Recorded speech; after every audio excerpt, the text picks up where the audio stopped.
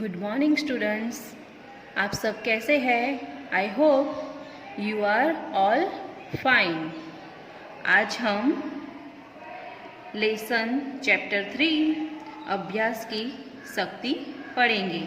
कल भी मैंने आपको यही पढ़ाया था और आज मैं आपको वही पढ़ाऊंगी।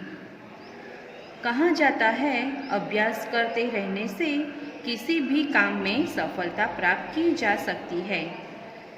अंग्रेजी में कहते हैं practice makes a man perfect. लगातार अभ्यास से न केवल व्यक्ति कुशल बनता है बल्कि वह अपनी राह में आने वाली सभी मुश्किलों को भी आसानी से दूर कर देता है।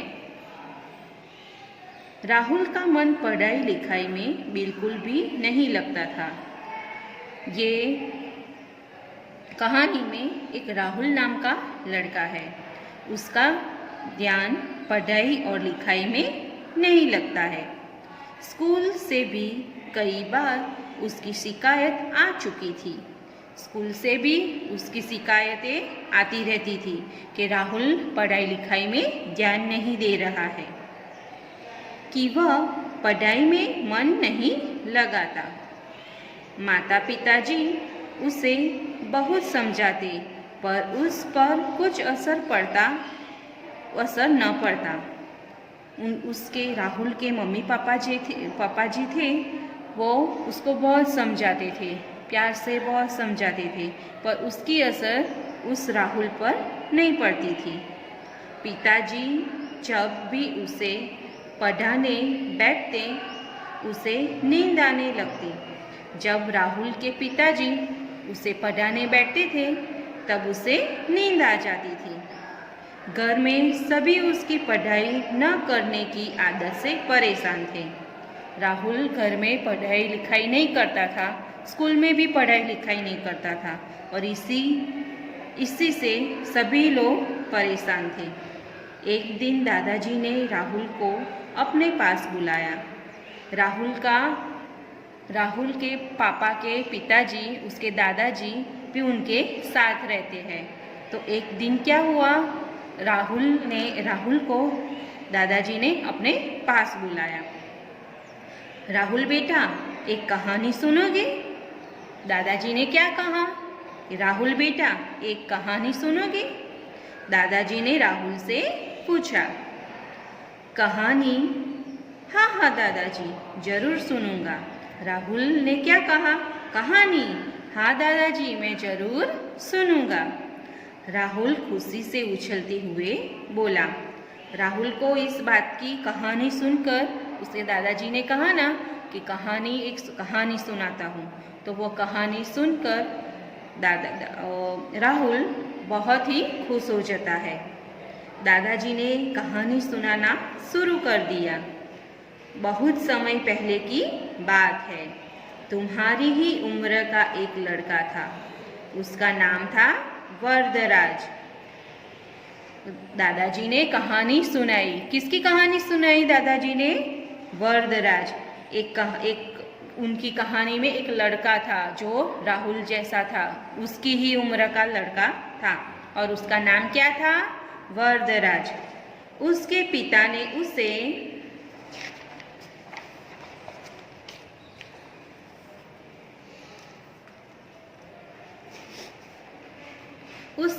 ने उसे पढ़ने के लिए गुरुजी के आश्रम में भेजा।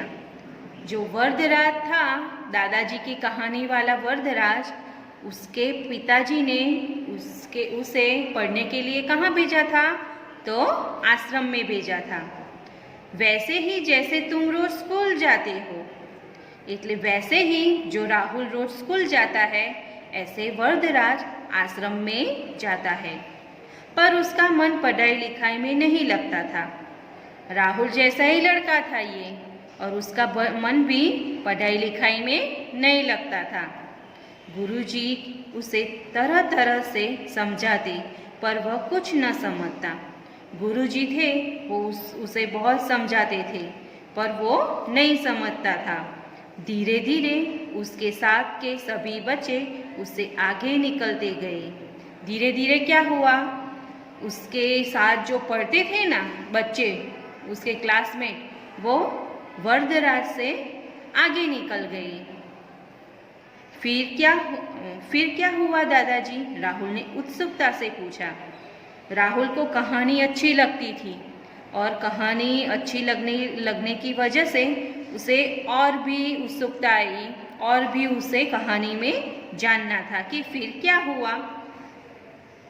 एक दिन गुरुजी ने वरदराज को अपने पास बुलाया और उससे कहा, बेटा वरदराज, पढ़ाई लिखाई मन से की जाती है, जबरदस्ती से नहीं।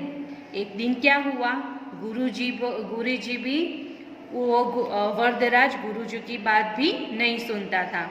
इसी वजह से वो गुरुजी भी वो चिंतित थे और गुरुजी ने एक दिन वरदराज को अपने पास बुलाया और कहा, वरदराज, पढ़ाई लिखाई मन से की जाती है, जबरदस्ती से नहीं।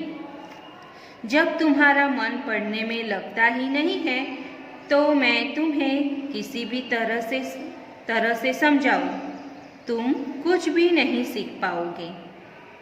गुरुजी ने क्या कहा, वरदराज, मैं तुम्हें कुछ भी पढ़ाऊं, कुछ भी लिखाऊं, पर तुझे पढ़ने में इंटरेस्ट ही नहीं है तो मैं जो भी पढ़ाऊं वो तुम्हें समझ में नहीं आएगा, तुम कुछ भी सीख नहीं पाओगे, इसलिए तुम अपने घर वापस लौट जाओ। तो आश्रम के गुरुजी ने क्या कहा, मैं जितना भी तुम्हें पढ़ाऊं पर तुम्हें पढ़ने की तो इतनी चिंता है ही नहीं, तो तुम वापस चले जाओ अपने घर। तो क्या वरदराज अपने घर लौट आया दादाजी? राहुल ने बीच में टोकते हुए पूछा। फिर कहानी के दादाजी कहानी कहते थे तो उसमें बीच में राहुल बोला, तो क्या वरदराज अपने घर चला गया दादाजी? दादाजी समझ गए कि राहुल ध्यान से कहानी सुन रहा है। राहुल को उत्सुकता हुई कि आगे क्या होगा, तो दादाजी को भी लगा कि कहानी सुनने में राहुल को अच्छा लग रहा है। वे आगे बोले, वरदराज आश्रम से निकला तो था अपने घर जाने के लिए, पर रास्ते में उसके साथ कुछ ऐसा हुआ जिसने उसके जीवन की दिशा ही बदल दी। वरदराज आश्रम, गुरुजी ने कहा कि वरदराज, तुम ये आश्रम छोड़ के चले जाओ, तुम तो कुछ पढ़ते नहीं हो, कुछ लिखते नहीं हो, तो तुम ये आश्रम छोड़ के चले जाओ। तो वरदराज आश्रम से तो निकल गया, पर अपने घर जाता था, उसी रास्ते में उसके साथ कुछ ऐसा हुआ कि उसके जीवन की रास्ता ही बदल गया, जीवन का रास्ता ही उसका बदल गया। ऐसा क्या हुआ दादाजी? ये कौन पूछता है? राहुल पूछता है। किससे पूछता है? दादाजी से। ऐसा क्या हुआ दादाजी? ऐसा राहुल बोलता है, पूछता है दादाजी से। वरदराज घर जा रहा था। धूप बहुत तेज थी। चलते चलते वह बहुत थक गया था और उसे बहुत प्यास भी लग रही थी। वरदराज घर जा रहा था। धूप बहुत थी रास्ते में। चलते चलते वह बहुत थक गया था। रास्ता बहुत लंबा था तो वो चलते चलते थक गया था और उसे बहुत प्यास भी लगी थी। थोड़ी ही दूरी पर उसे एक कुआं दिखाई दिया। तो थोड़ी ही दूर पर जब रास्ते में एक कुआं आया तो उसके थोड़ी ही दूर पर उसे एक कुआं दिखाई दे रहा। वह वहाँ पानी पीने गया। उसने पानी पिया और कुछ देर वहीं बैठ गया। वरदराज ने रास्ते में एक कुआं देखा और कुएं में वो पानी पीने गया और उसने पानी भी पिया और वो बहुत चलते चलते थक गया था। इसी वजह से वो वहीं ही कुएं के पास बैठ गया। उसने देखा कुएं की जगह पर कुछ गहरे गड्ढे बने हुए हैं और रस्सी खींचकर पानी निकालने के कारण गिरनी पर भी निशान पड़ गए हैं। गिरनी, गिरनी से क्या कहते हैं? कुएं से पानी खींचने की चरखी।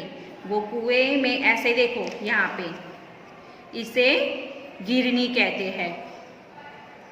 ये यहाँ से ये रस्सी से ये पानी खींचते हैं ना, तो ये रस्सी यहाँ यहाँ ऐसे ऐसे ऐसे ये बर्तन है, बर्तन में इसे पानी करते हैं, ये गिरनी से ऐसे खींचते हैं, तो यहाँ पे थोड़ा घिसता है, इसी वजह से गिरनी पर निशान पड़ गए थे।